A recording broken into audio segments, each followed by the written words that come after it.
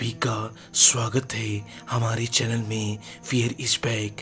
तो दोस्तों चलिए चलते हैं आज की कहानी की ओर। आज की कहानी हमें शुभम भदौरिया ने भेजी है, जो कि बिहार के रहने वाले हैं। तो आइए इस कहानी को उन्हीं की जुबानी सुनते हैं। यह बात लगभग 2001 की है, जब मैं 19 साल का था और मैं 9th क्लास में पढ़ता था। मैं अपने गांव से शहर में आके हॉस्टल में रहकर पढ़ता था और उस समय मेरे हॉस्टल के आसपास काफ़ी जंगल थे। उस समय काफ़ी कम घर हुआ करता था आसपास। हॉस्टल में हम 4 बच्चे थे और हमारे एक मास्टर थे जो कि हम सभी को रखते थे।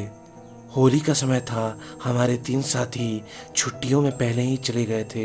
मुझे जाना था लेकिन कल, और मास्टर साहब को आज रात को किसी के घर पार्टी में जाना था। उन्होंने कहा तुम पढ़ाई करो, तब तक मैं 2 से 3 घंटे में होकर आता हूँ। मैंने बोला ठीक है मास्टर जी। वह चले गए और मैं गेट को अंदर से लॉक कर लिया और मैं बैठकर पढ़ने लगा। उस समय लाइट की कमी होती थी, क्योंकि लाइट हमेशा नहीं होती थी, आती थी लेकिन 2 से 3 घंटे के लिए गायब भी हो जाती थी। गर्मी के दिन थे, लाइट चली गई थी और मैं ललटेन जलाकर पढ़ रहा था। 1 डेढ़ घंटा हो गए थे, मास्टर जी अब तक नहीं आए थे। तभी मुझे ऐसा लगा जैसे मेरे पीछे कोई बैठा हुआ है। मैंने पीछे देखा तो कोई नहीं था। मैं थोड़ा थोड़ा डरने लगा, क्योंकि अकेले रहने पर ऐसा ऐसा एहसास होने लगता है। मुझे लगा कि यह सब भ्रम है। थोड़ी देर बाद अचानक से हवा चलने लगी रूम में और मेरी लैंप बुझ गई और वहाँ अंधेरा ही अंधेरा हो गया। मेरे पास में लाइटर रखी हुई थी। मैंने लाइटर को जलाई। लाइटर जलाते ही मुझे ऐसा लगा जैसे मेरे सामने से दौड़कर कोई बाहर की तरफ भागा हो, लेकिन गेट तो बंद थी। फिर भागा कौन होगा। मुझे लगा कि अब मैं कुछ ज़्यादा ही डर रहा हूँ, मुझे भ्रम हो रही है। मैं फिर से लालटेन को जला लिया और फिर बैठकर पढ़ने लगा। तभी अचानक मुझे ऐसा लगा जैसे मेरे पीछे से कोई दौड़ते हुए आ रहा है मेरे नज़दीक। मैं पीछे नहीं मुड़ा, क्योंकि जब भी बार बार पीछे देख रहा था तो कोई नहीं दिख रहा था। इस बार मैं पीछे नहीं घूमा। तभी अचानक लगा जैसे मेरे गर्दन पे किसी ने हाथ रखा है।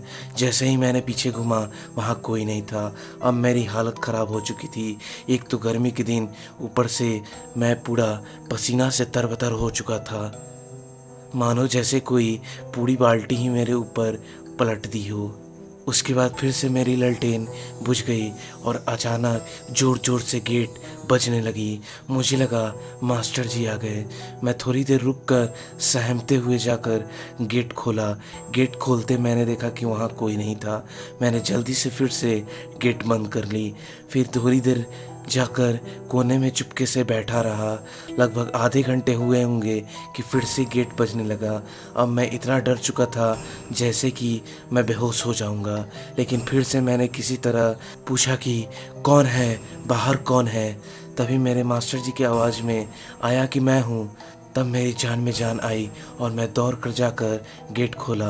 गेट खोला तो देखा मास्टर जी थे। वह जब अंदर आए तो सभी सामान बिखरा हुआ देखकर उन्होंने पूछा मुझसे कि क्या हुआ। मैंने अपने साथ घटी घटना को उनको जब बताया तो वह अफसोस कर रहे थे कि गलती हो गई तुम्हें अकेला छोड़कर, क्योंकि यह जगह जो है यहाँ पे हमेशा लाशें फूकी जाती थी, अब यहाँ पे घर बनती जा रही है। उसके बाद से मास्टर जी कभी भी किसी बच्चे को अकेला नहीं छोड़ते थे और मेरी जान उस दिन कैसे भी बच गई।